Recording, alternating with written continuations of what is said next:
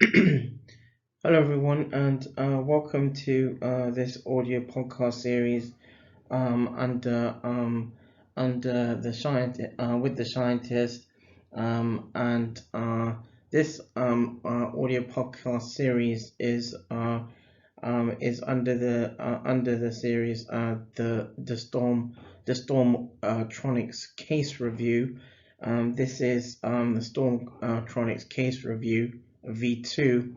It's another Storm Robotics production, and today I'm going to provide I thought I'd provide an overview in relating to some research that has stemmed back that does stem back over a decade, and more recently, this works was presented at a conference remit in the United Kingdom, and works in around 2015 or 2016 was also published in a peer-reviewed journal as well. And so I thought I'll provide an overview around these particular works, where in the research there was a focus around coping in young people suffering with chronic kidney disease, and it's a reflective sort of a reflective audio podcast in relating to a review of practice excellence.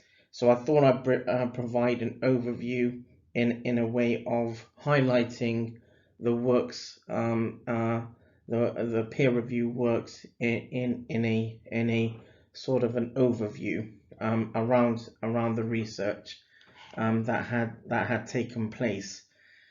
So to begin with, the works was titled or was focused around coping in young people with chronic kidney disease, and it was pediatric nephrology focused in between 2010 to 2013. The works had collaborative efforts between at the University of the West of Scotland, Royston Youth Action, which was a local youth club in Scotland, and the Birmingham Children's Hospital as the cohort for young people who were recruited to participate in this research. So the aims of this works, or this investigation, was that this was qualitative research study which looked to identify coping strategies in two groups of young people between the ages of 12 to 18 years old.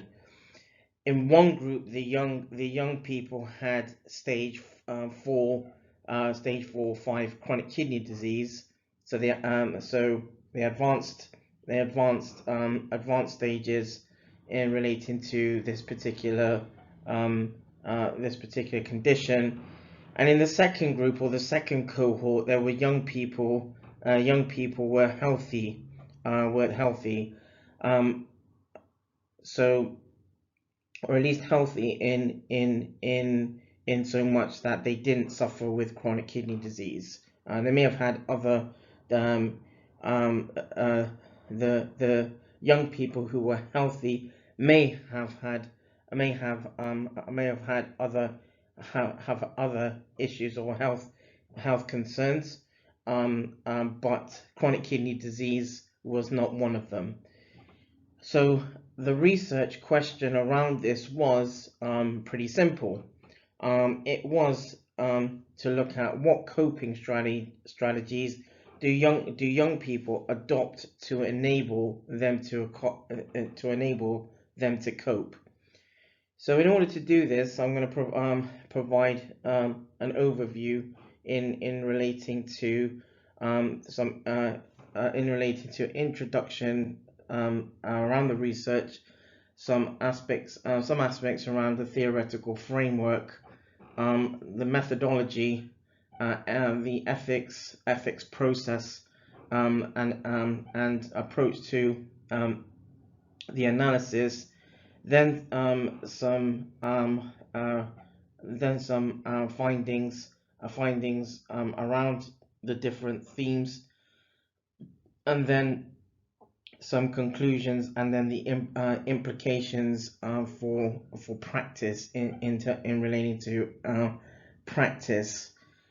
So chronic kidney disease in young people impacts on educational and personal development, and many psychosocial complications continue into adult life, which reduces the chance of leading a successful work and social life. There's research works that date that go back quite historically in relating to aspects that focus on the psychosocial aspects around where young people suffer with different kinds of health conditions. There's a paper by Renkema in 2011, which Renkema and team in 2011 highlights some of the intricate aspects around the psychosocial aspects. The clinical advances allow young people to conduct modified forms of renal replacement therapy, or RRT. Now, generally speaking,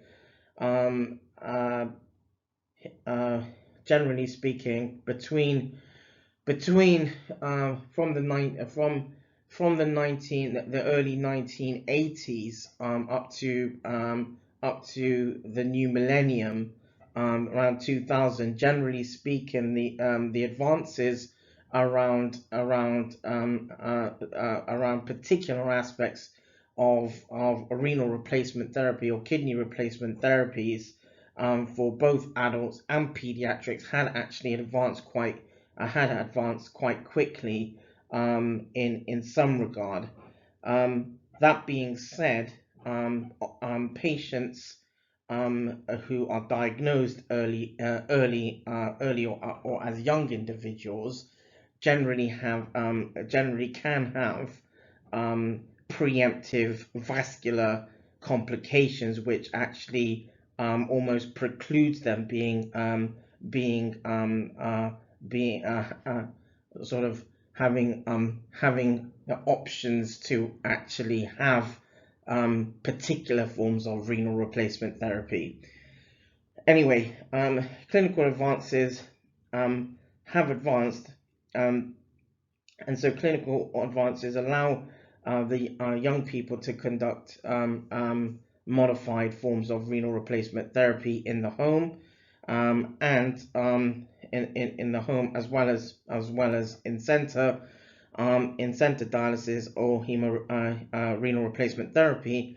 But also renal replacement therapy in the home can include, for example, continuous ambulatory peritoneal dialysis and nocturnal dialysis, haemodialysis. In the case of chronic kidney disease stages 4 to 5, renal replacement therapy often necessitates the development of specific coping skills. There's works by Lewis and Smith that go back to 2010, and Hemodialysis often specifically challenges young people's coping strategies and requires continual appraisal of these strategies in times of stress. Coping with chronic kidney disease also means living with the risk of transplant rejection, and other clinical complications. There's works by Nicholas and team in 2011 who look at that as well. Now, the theoretical framework around this was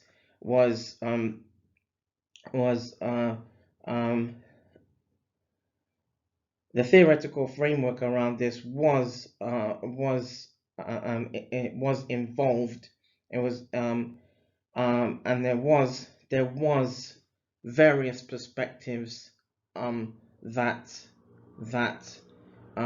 stemmed from the basis surrounding this work. However, I'm going to give a sort of an overview around the theoretical framework.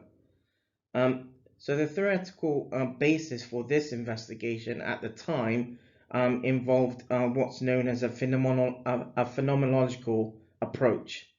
So basically, where the investigators or the investigating team essentially sought to understand coping strategies, basically looking at anything and any research or any works that specifically looked at coping strategies. Nothing to do with, very little around aspects to do with quality of life, and very little about other aspects that link to quality of life research. Specifically was about coping strategies in young people, and to begin with from a perspective free from hypotheses or preconceptions.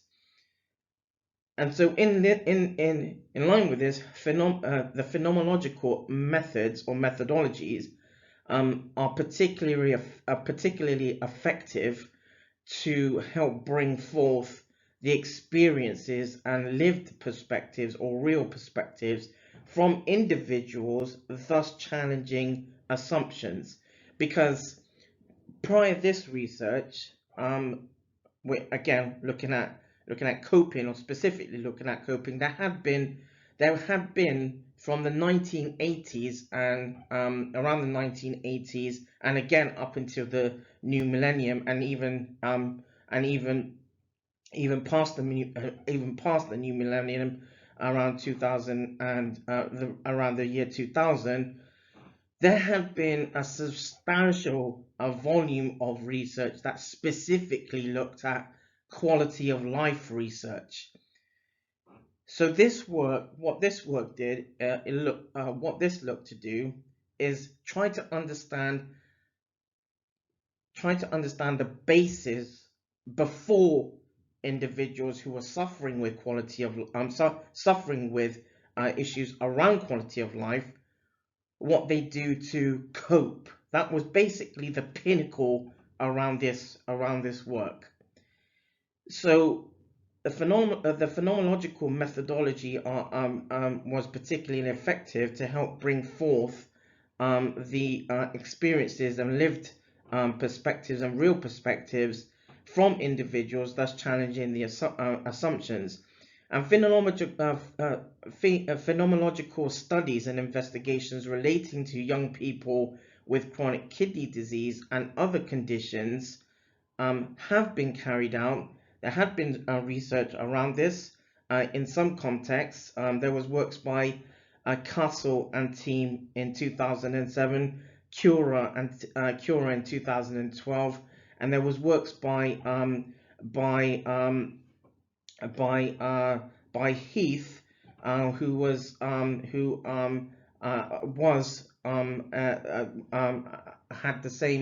had looked at some aspects around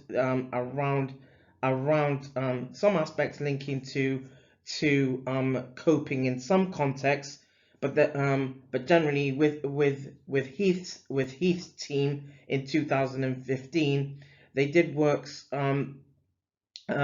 with the same collaborators a little bit before, and a little bit before, as well, around some of the concepts.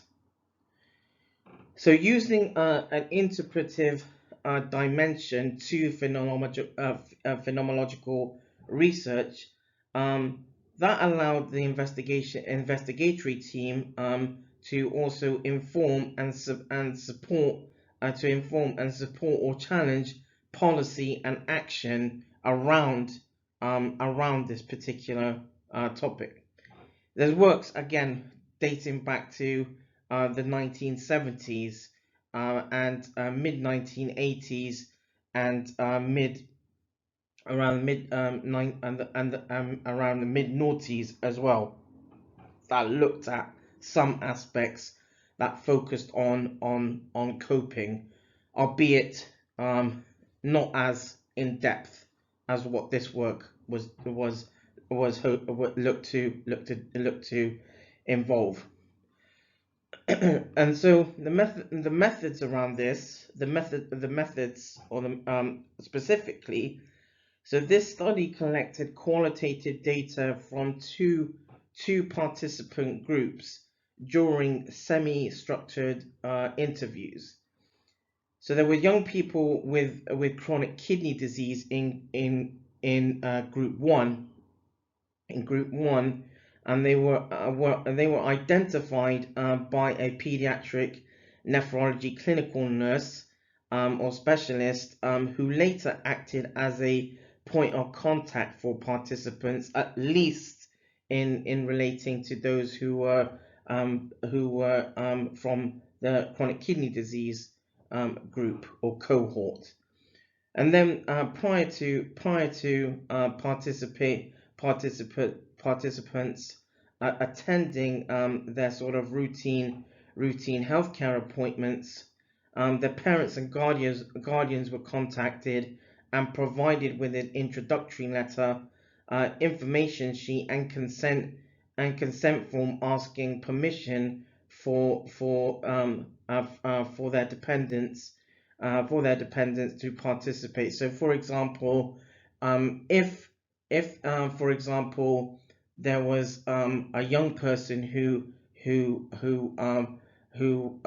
was either interested in it, who wanted to get involved, or the investigatory team wanted to approached and wanted to involve, but was potentially too young, then basically at that point, the investigatory team also looked to involve the parents and guardians to be part of interviews. So then there was the young healthy people, or young healthy individuals who were in group 2, who had received written parental consent. Were also recruited by the involvement of having a youth club worker over a 1 month duration, and then contacted to confirm their intention to participate.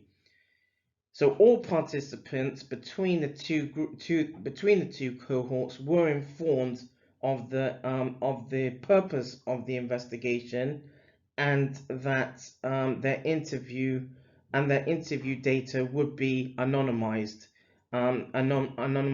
and confidential. So around this, I'll highlight a little bit around the ethics process as well. The ethics process generally is, as many investigators and researchers know, the ethics process is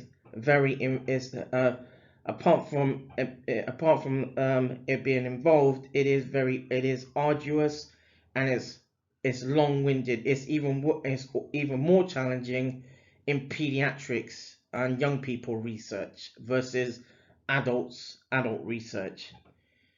So ethics. So ethics. So I'm going to talk a little bit, but a bit about the ethics process, the interview guide, and the and a sort of a preempt in relating to the analysis approach. So the ethics around this, was where ethical approval for interviewing young people in group 1 was given by the National Research Ethics Service, or NRES, in the United Kingdom, and it was the Southwest Committee, and at the time the Southwest Committee was based in a region in a district within the Southwest, known as it was area called Frenchay, and also in the Birmingham Children's Hospital Research and Development Department. And this works, as I mentioned, had been peer reviewed, and it has been published in a peer reviewed journal. And with this, there is an ethics application reference number, or ID. So that became available. That was granted in 2012. Ethics approval for Group 2 participants comprised of healthy young people, as mentioned, and that received ethical approval in around April 2011 from the University of the West of Scotland, and the University of West of Scotland Research Ethics Committee, and obviously in the National Research Ethics Committee, that regarded context from Group 1, the Group 1 individuals. There was context relating to Group 2 in that ethics application as well. However, the National Research Ethics Service, the NRES service, mainly is an application process that is involved and surrounds mainly patients that, for example, clinicians, researchers, investigators want involved, or would like to approach, or have part of research that's being conducted in a healthcare setting. So the ethics application from Group 1 again was granted in around June 2012, and prior to that there was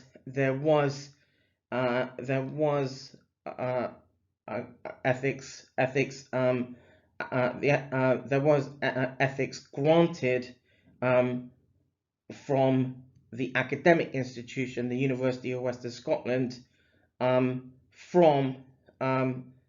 those who participated in relating to Group 2. So then there was, as part of the ethics application process, as mentioned, generally documentation goes in with the ethics application. So I'm going to highlight a little bit about the interview guide just very briefly. So there was an interview guide around this, and the interview guide was developed from previous previously published literature by Mohammed and team in 2012. And there were two sorts of publications around 2012 where Mohammed and team adapted particular questions to prompt as part of the sort of interview guide for patients suffering with chronic kidney disease and healthy individuals. And so the questions mainly focused on, for example, themes such as living and coping, family and friends, and then also coping and planning. So these were some of the things that the interview guide sort of embossed. And then there was the analysis approach. Now, the analysis approach was in line with phenomenological sort of research.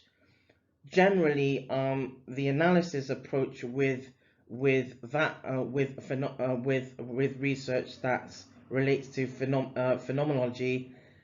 Generally, there has been literature published that links thematic analysis with phenomenology research.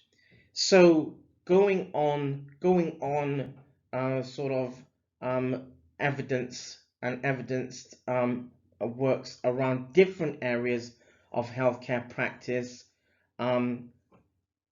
The analysis approach was thematic analysis, and thematic analysis was implemented since it provided a more of a flexible and useful analysis tool, which can potentially provide a rich amount of detailed understanding from participants, yet a complex account of the data. Now, this was done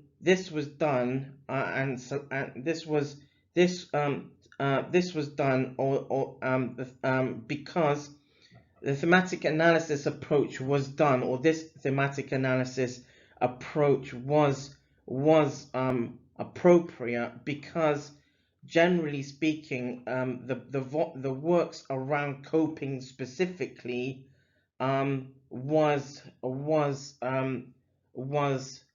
pretty much scarce, and as mentioned, a lot of the research where investigatory teams have attempted to look into aspects that surround psychosocial aspects of children or young people suffering with particular conditions. They seem to there was in literature from the mid 1970s and 80s up to the new millennium, the year 2000. Generally, what happened, what investigators and researchers did were focusing mainly on quality of life aspects. So thus, almost jumping a hurdle, so that basically it presumes, or research almost presumes that young people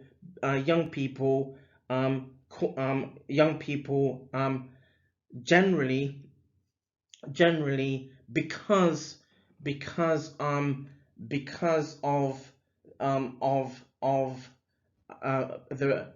of the sort of the inherent resilience, the inherent resilience, so to speak. Generally, investigators, when looking at the sort of psychosocial aspects around children and young people suffering with chronic kidney disease and any other health particular conditions, presume that quality of life is more of a robust sort of approach to looking at and investigating aspects that embody a general link between the psychosocial and psychological aspects of particular areas that children and young people have to deal with, let's say.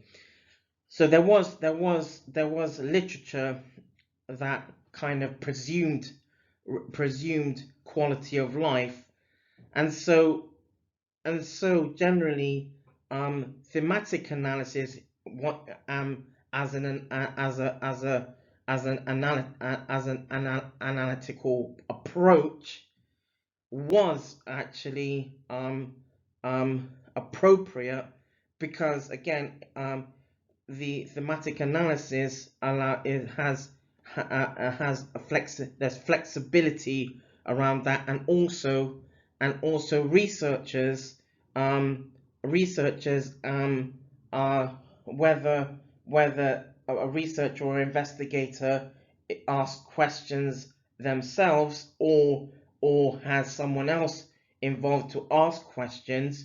For example, there's that flexibility where participants can answer questions in as little or as much detail as they want. And so there is works actually by Boyatzis in around 1998, and I tried Sterling in 2001, and others around thematic analysis. So following on from this, I'm now going to talk a little bit about the themes and findings. And so there was anticipating. So one of the themes was anticipating a challenging scenario, and so one of the themes was anticipating a challenging scenario. Another theme was close relationships. Another theme was coping strategies. Another theme was demonstrating resilience. Another theme was exercise. Another theme was decision making. Another theme was pastimes. Another theme was peer pressure. Another theme was relaxation relief, and another theme was stress triggers, and then the final theme was worst case scenario. There were altogether 12 or 13 different themes, and so I'm not going to in the works. In the full poster presentation, there's an overview of the different context that comes under the different themes, and there is the full works in the peer review publication highlights this work in more depth, and so I'm not going to read out all of the context under each of the particular themes, but you get but hopefully from the themes that I've highlighted, you get a general gist of the kinds of things, the kinds of entities that the children and the young people between group 1 and group 2 were actually providing context around. And so a little bit about the conclusions around this work. So for young people with chronic kidney disease, coping strategies can be impaired by normal daily living activities. This in turn can reduce physical activity, the enjoyment of close friendships, contentment and with family, and performance in school or work. If young people with chronic kidney disease or CKD have support to adopt more positive coping strategies, this may also enable a smoother transition going from pediatric renal care to adult nephrology services, where children or young people where children or young people are required to become more autonomous, and so prospective studies. So what this work looked to do or highlight also was that to inform that prospective studies or future studies should thus adopt a similar qualitative methodology approach, but seek broader opportunities to encourage greater participation from this population. So the implications for practice around this was that the study highlights some of the insights and experiences of young people with chronic kidney disease. The findings could allow professionals in pediatric nephrology to develop guidelines to complement clinical practice and strengthen coping strategies for young people with chronic kidney disease.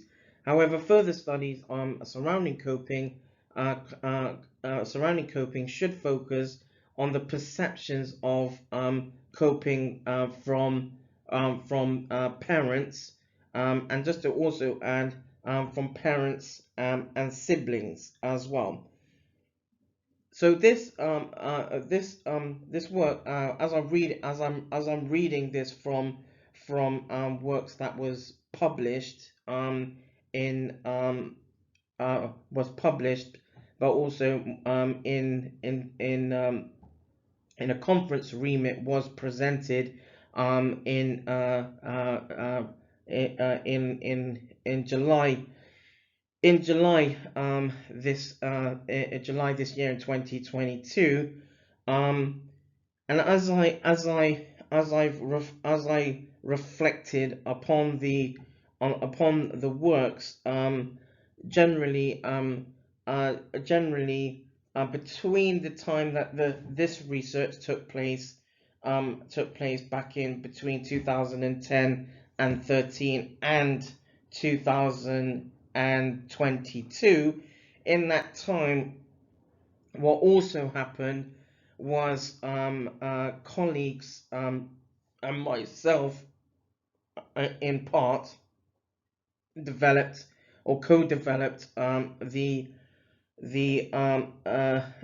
renal patient support group, the RPSG, as a social media platform for those going through chronic kidney disease to share lived experiences. So alongside the research, colleagues and I co-developed the RPSG, so thus to prompt a space or encourage a space where patients, carers, siblings, professionals, academics, researchers generally could actually talk about different things relating to chronic kidney disease. And the RPSG at present has just over close to 10,000 members globally, and so generally speaking, we know that as from an academic, from a review around practice excellence, generally what is known is that investigators are learning, or researchers on the RPSG, and academics and health professionals, etc., on the RPSG, the renal patient support group, though, as mentioned as I may have mentioned in a previous audio podcast, know that they are involved, they are part of the RPSG, but don't formally contribute to discussions or threads, etc. And so from a sort of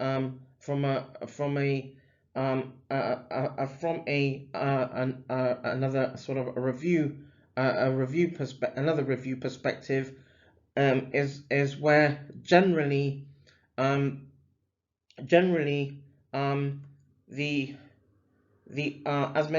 as in a previous audio podcast, you may have heard me talk a little bit around the kidney disease and renal support group, or KDARS for kids. And basically, the KDARS for kids is an RPSG equivalent, where basically the RPSG supports those who are as a social media platform to share lived experience, etc.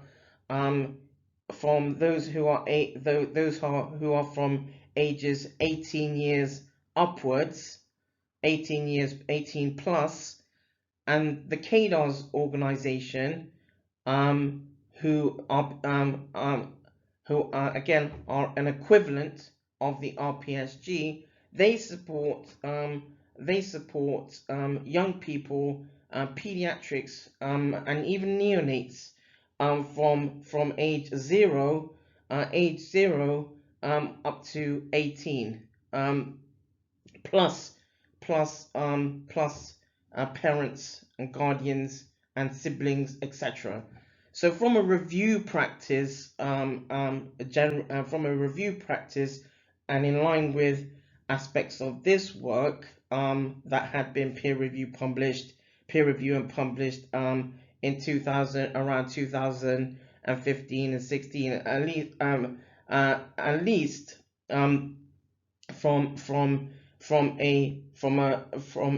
a sort of a historical perspective as well.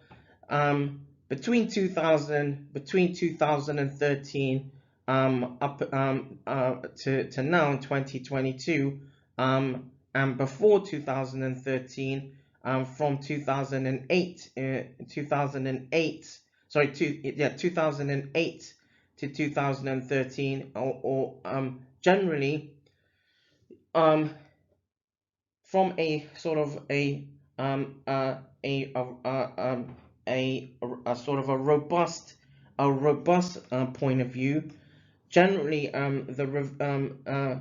generally from the research, sort of the investigators, from an academic stance, knew that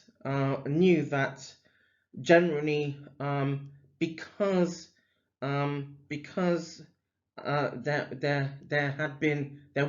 there have been challenges in aspects of different aspects of healthcare, where healthcare professionals, for example, cannot provide service.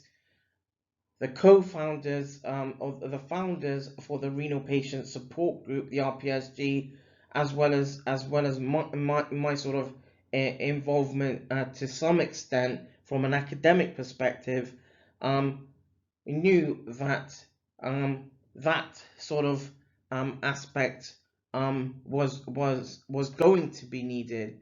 And since and with KDARS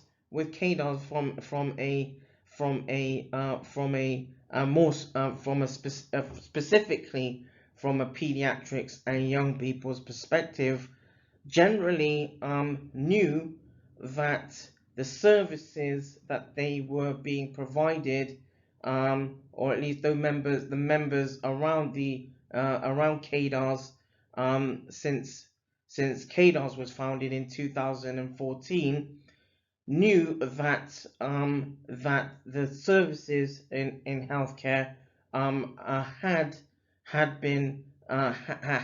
some disjointedness in parts of service parts of healthcare service delivery. And so the KDOS platform, as a social media platform, has allowed, from an international stance, really, to highlight different aspects of healthcare, where pediatrics and young people still have troubles or still have challenges, and coping is quite a broad terminology. So generally, from a review sort of a review point, the works that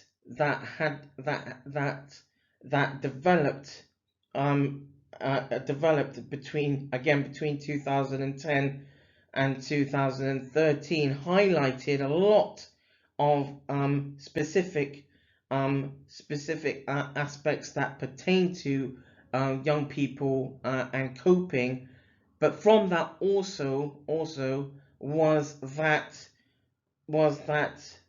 generally again, there had been aspects of service and service that specialists in healthcare, though for example, would say, for example, there had to be some amount of for example, funding in aspect of service to allow or prompt to prompt a certain aspect to be implemented as part of young persons as part of a young person or people going through particular aspects of their kidney disease. However, at the same time, the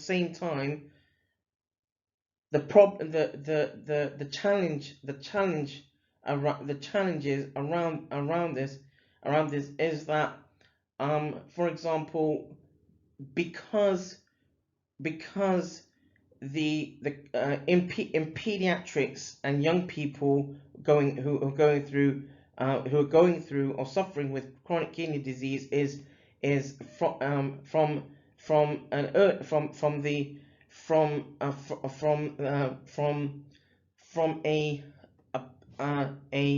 from a clinical perspective, generally is the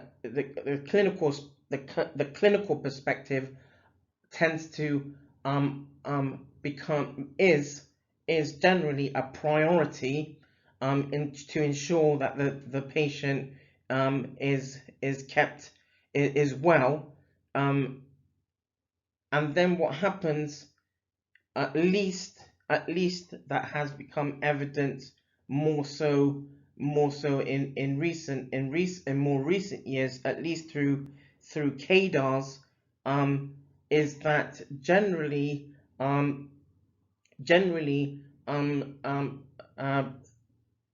for example, parents and guardians, as well as the young people themselves, apart from still having obviously the main clinical aspects that pertain to the condition, what also is known and still evident is that the healthcare services around pediatrics and young people have not so whilst there has been funding in particular areas of health services for young people going through particular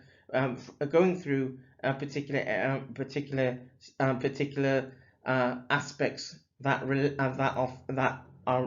to the psychosocial aspects around children and young people going through chronic kidney disease. The issue is that health professionals themselves have also been part of that problem, and I say this with a bit of a heavy heart because basically the KDAR's founder has been looking after parents and young people going through these conditions without any without any health professional supporting them. And believe me, there's an online population that have been almost that are almost out of neglect.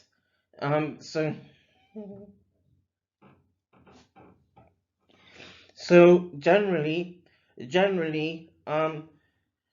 health professionals have in some part neglected that online sort of pediatric and young population, whilst knowing much like on the renal patient support group, the RPSG, know that for example, that there are, as mentioned, there are health professionals on the RPSGs. There are academics, there are researchers on the RPSG, and they're learning from the membership, those who are online but not contributing. And the same thing is happening in KDARS, in the kidney disease and renal support group for kids. So it's the health professionals that need to sort of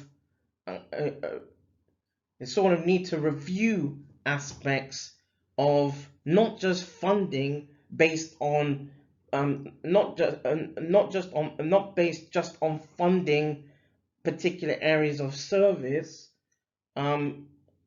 sort of out in the physical spaces, but actually be available online and sort of be around to signpost, for example.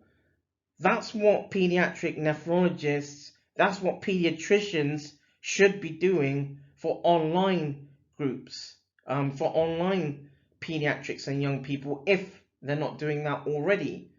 But also allied to this, because there is a big entity around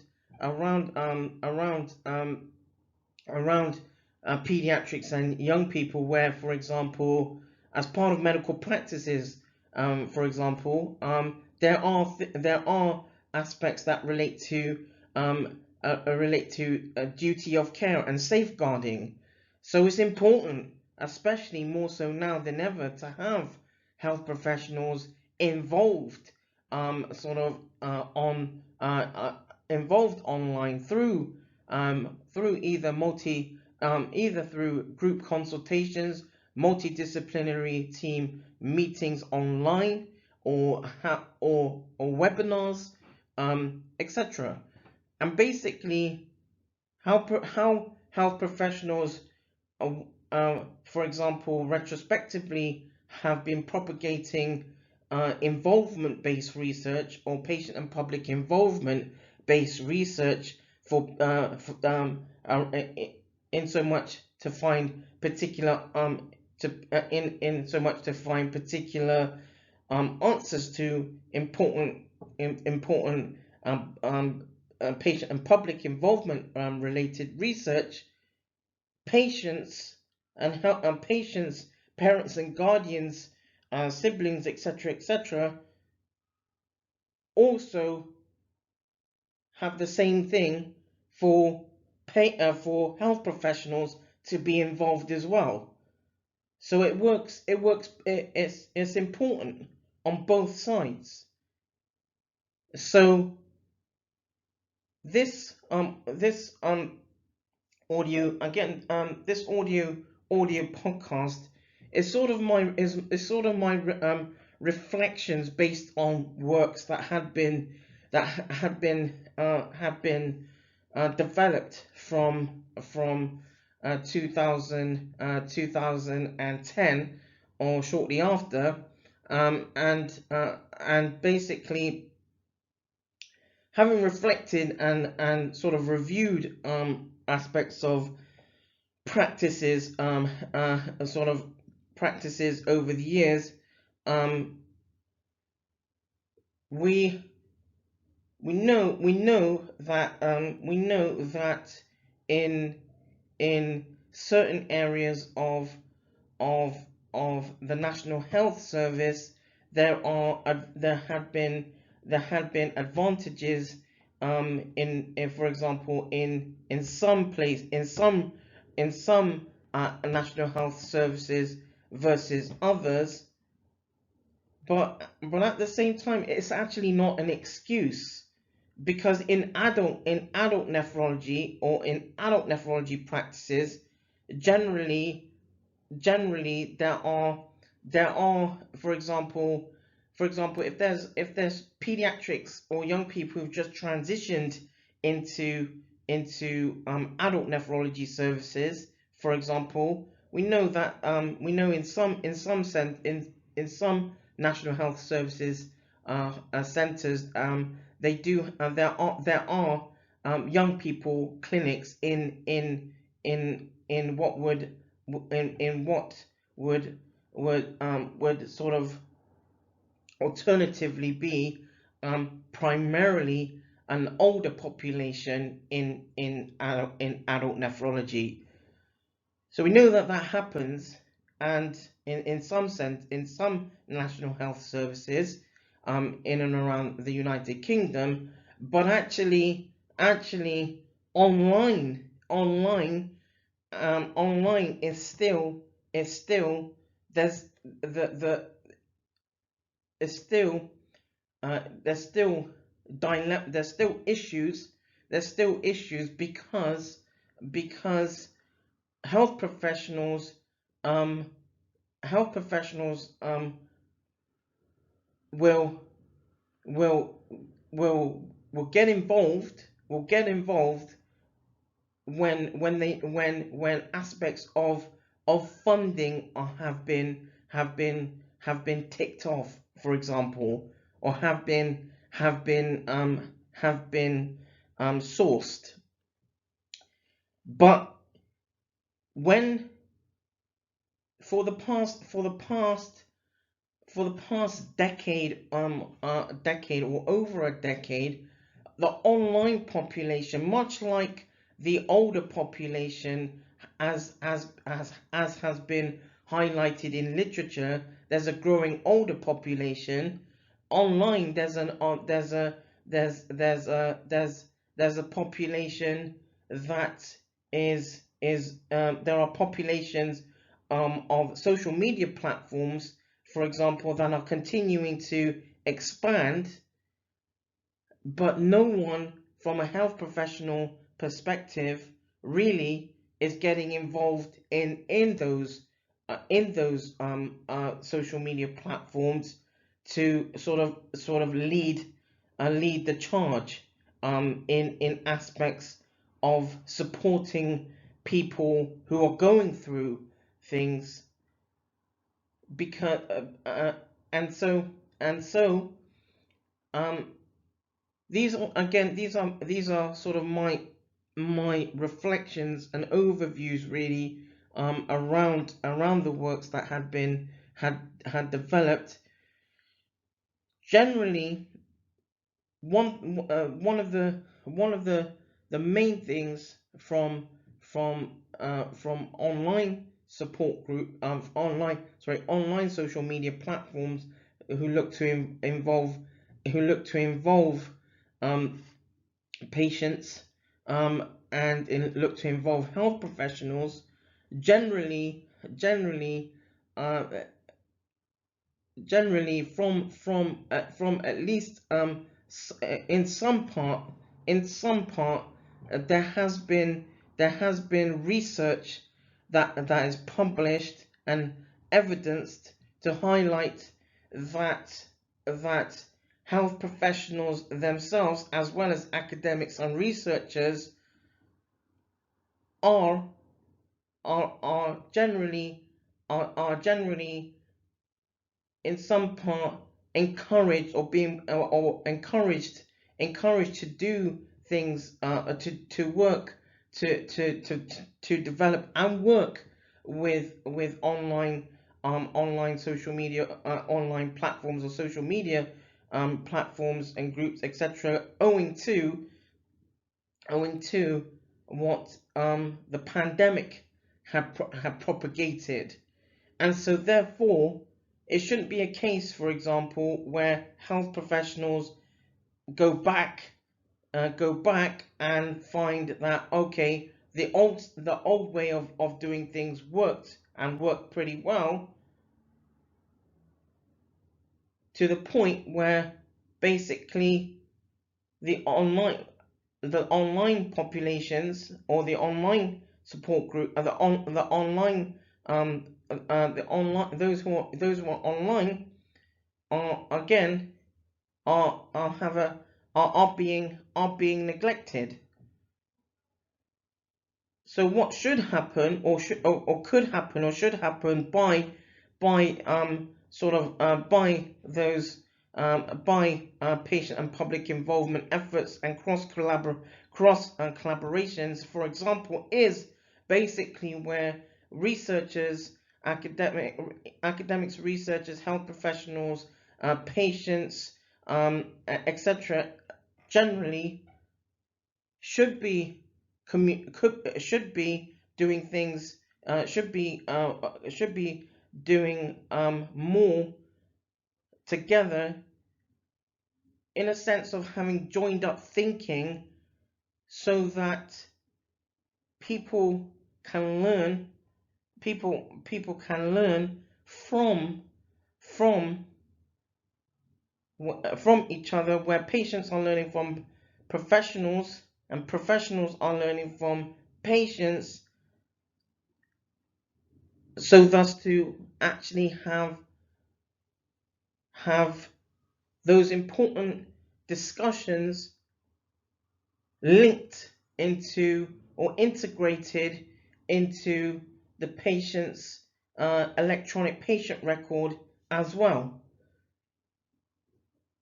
So though the works that had been developed specifically looked at coping in young people with chronic kidney disease, and was primarily pediatric nephrology focused, in 2010 to 2013. Between 2013 and 2022, we know that the online groups, online social media groups, have been growing, and there is literature by several authors that look at how different groups, for example, are actually learning from each other, albeit whether in some works that have been published by researchers, investigators, for example, inform that, for example, through online social media platforms, the information and the shared experiences that patients and carers and etc. have do not fall into what would be deemed as clinically significant or clinically relevant. However, there is research to highlight that at the same time, that patients and carers versus, for example, versus academics or researchers versus health professionals have a different way of communicating. What would be deemed clinically relevant for patients versus what would be deemed clinically relevant for academics or researchers versus what would be clinically relevant for health professionals. Between health professionals would differ. And so there is research that kind of looks at that, that has questioned that that has questioned that, but also there is works that has been published, it was published in around 2020, about 2 years ago now, where an investigatory team have actually looked at what is deemed clinically relevant context as well, from for example the renal patient support group, the RPSG perspective. And so generally speaking, there needs to be sort of more, there needs to be more sort of joined up. I mentioned joined up thinking, but also joined up efforts between health professionals, and it should be where there are there's actual sort of, apart from where, for example, there's lived experiences being shared, but actually also where for example, some patients or some carers and sort of members between either KDARS, kidney disease and renal support group, or KDARS for kids, or the renal patient support group, the RPSG, where, for example, some patients and carers may prefer, for example, to communicate through instant messaging rather than having, for example, Zoom calls or MS Team calls. That being said, at the same time, by having Zoom calls or MS Team calls, it also allows patients to other patients who might be newly diagnosed to timestamp on particular for example, YouTube videos that have been developed through the renal patient support group, for example, the RPSG, and where they timestamp and actually look to take understanding and use that understanding in actual healthcare meetings, for example. So basically, the health professionals, there had been a long time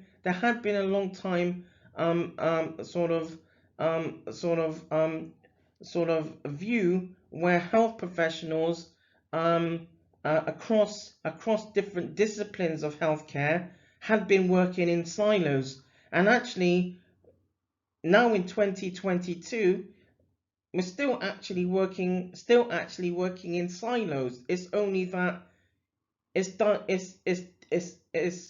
different. It's different because there's a physical space. Then there's the remote space, or there's the online space. So health professionals are still actually working in silos. There's no different. In fact, it's probably a little bit worse, because not only are they working in silos, where they're not cross disciplinary or multidisciplinary in the physical space, at least in some part, but actually remotely, where there's more scope. Health professionals should be, or could be, doing that. Could be more multidisciplinary for patients online, in a better way, and at least a smarter way.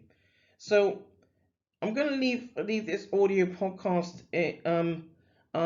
with that sort of view or perspective, and this has been an audio podcast in looking at coping in young people with chronic kidney disease, based on peer review works that had been published between 2013 and 2016. The full works peer review publication is available through the Renal Patient Support Group, RPSG, as well as there is a poster presentation that was presented at a conference remit around the Royal College of Pediatrics and Child Health, which conference that took place in July 2022.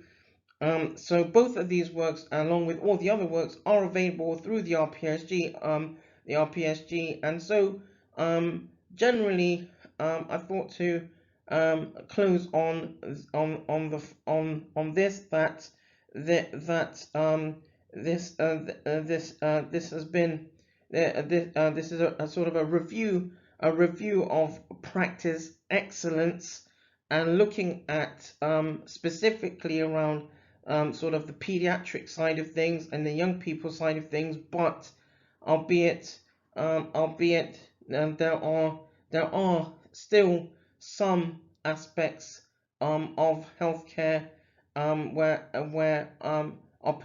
there are opportunities where health professionals and patients could be doing things, and should be doing more things online collaboratively. And so in one of the audio podcasts in this series, I will be talking about some of the other works in and around between the Kidney Disease and Renal Support Group, or KDARS for Kids, and the Renal Patient Support Group, the RPSG, as part of this audio podcast series around the ZtormTronix case review v.2. So I'm now going to draw this audio podcast to a close. This has been the Shientist. It's an audio podcast on coping in young people with chronic kidney disease, 2013 to 2022. A review of practice excellence. This has been a Storm Lobostics production. Once again, it's been the Shientist, and this is an audio podcast series in collaboration with the Renal Patient Renal Patient Support Group, the RPSG. Thank you for taking the time to drop in.